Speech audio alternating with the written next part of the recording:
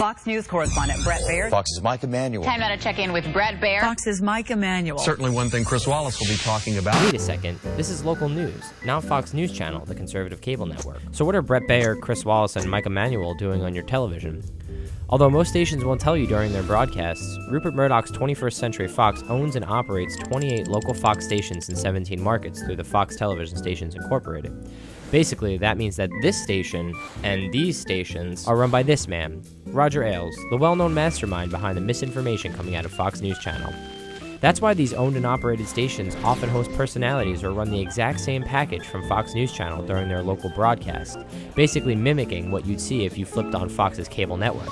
So for example, something like this from your local Fox-owned station. Clinton will likely run for president in 2016, but some say she could face a big obstacle that has nothing to do with politics. Critics say her age could be a factor in the race.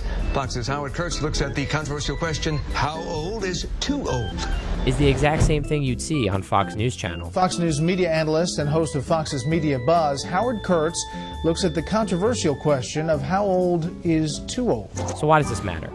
Well, on October 8th, Fox television stations acquired new stations in San Francisco, broadening their reach to 37% of the U.S. television homes and giving them a platform in at least 7 of the top 10 media markets in the U.S. Given that over 70% of Americans get their news from their local stations, nearly double the amount that watch cable news networks, Fox's expansion gives them new audiences for their misinformation, and, if left unchecked, the ability to devote less time to local coverage and more to national stories that reflect Fox's conservative spin, which inevitably leads to more of this. We're learning new information today about the deadly attacks in Benghazi. After striking down some of the Obamacare rules on birth control coverage. Benghazi attack. Unemployment and a higher minimum wage. And Benghazi back in the headlines this morning.